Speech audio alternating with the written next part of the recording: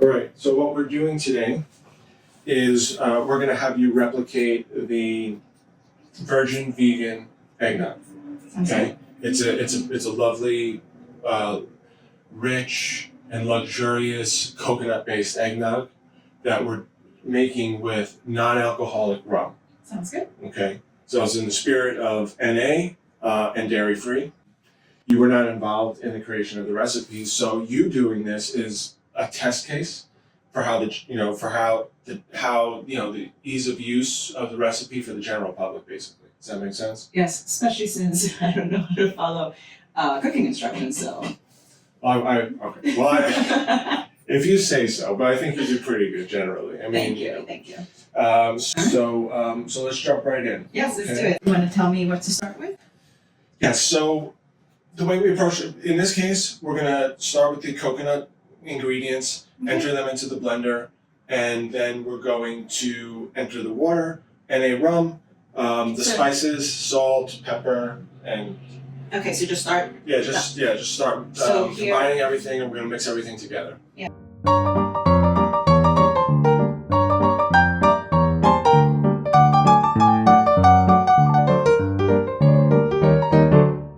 Now, why are we going with Ritual? So Rituals is an excellent product. We've tried it in the past. We've done other drinks with it. And it has a really nice bite, and it's a great approximation of alcoholic rum. Flavor-wise, I think it's an excellent product. So when we did our recipe using the Ritual, we thought it added a tremendous amount to the mix. So 1 cup? This is our go-to rum and a zero proof rum alternative for this mix. So 1 cup? 1 cup. Okay, so now that all the liquids are in. Yes, now we're going to add our spices. Okay, so then we have, it doesn't matter like what order you put them in because it's all going to get mixed in. Correct. So this is the cinnamon, so it's... That's the nutmeg. The nutmeg. I'm glad you're here. Okay. So the nutmeg is 2 1/4 teaspoons. So this one, right? Yes. See, I told you, I need adult supervision. Is that okay, or should it be? It shouldn't be heaping, but it shouldn't be shallow. It should be a proper flush teaspoon. Okay, so that's good. 2 1/4 here. Yes.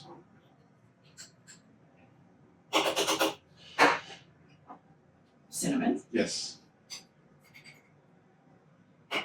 Now nutmeg is a very strong spice.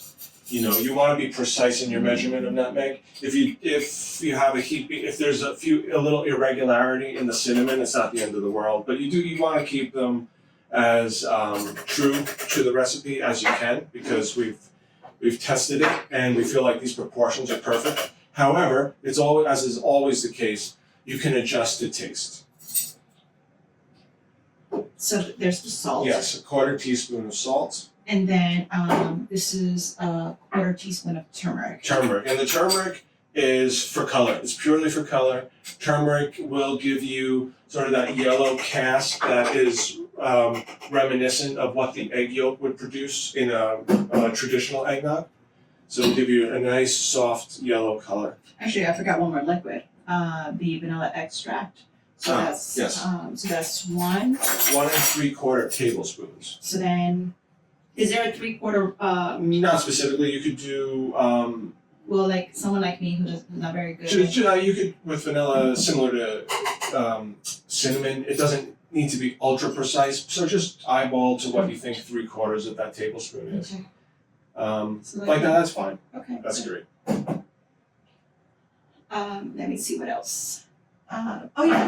So you're adding. Yes, we're adding. So for this, we're adding an eggnog flavoring. Okay. What does that do? Well, that just gives it more of a flavor profile punch of an actual eggnog. So that's 1.5. 1.5 teaspoons. 1.5 teaspoons. So let me just switch this. This one. Yep.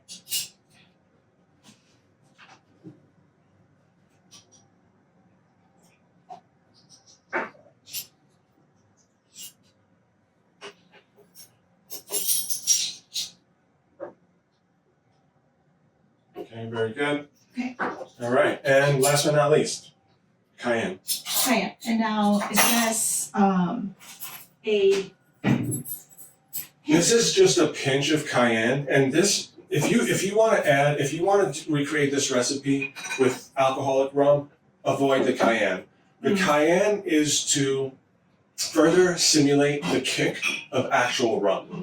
So it'll hit you at the back of the throat, sort of as maybe like the last flavor in the puzzle pieces of flavor that are part of this mix. So the cayenne will sort of live in the back of the throat after, like sort of in the aftermath of your swallow. Okay. So it is important for this not to overdo it. All right, And so if you do a pinch. this is a So pinch. that's technically a pinch. Show the camera if you don't mind.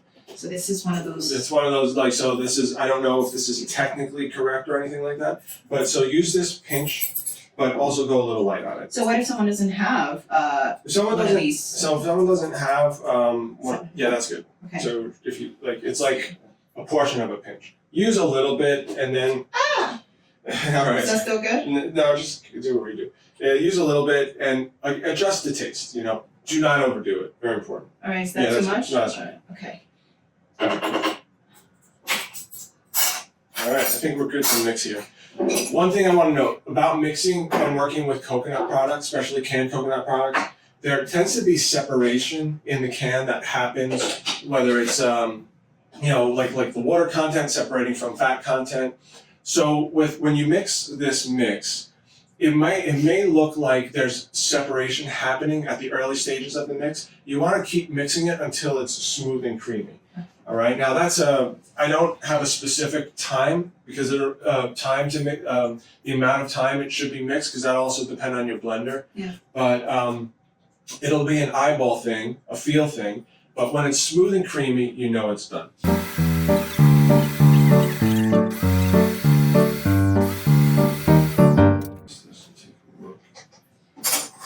So what are you looking for? So I'm looking for consistency. I'm looking for texture consistency. Okay. I'm looking for smoothness. Like this is actually quite lovely as is. Right? There's no sediment at the top. There's no clumps of unmixed coconut. So yeah, this looks quite good. Do a little taste test here. Why don't you here?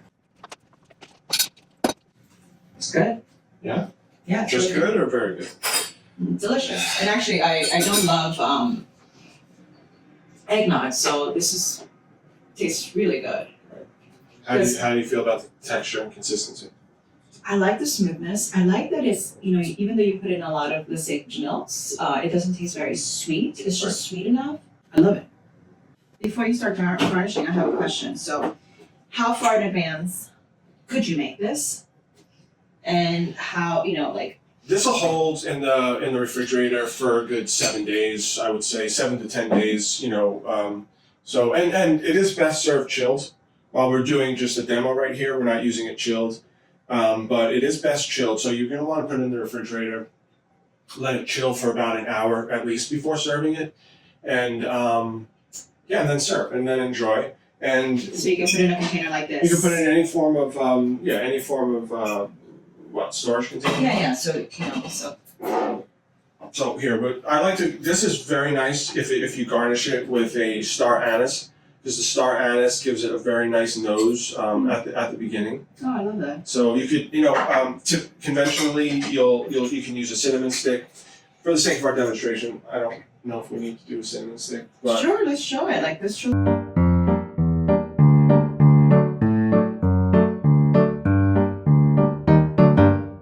So really, the garnish is for. the garnish is a flavor enhancement, but it's also decorative. Yeah.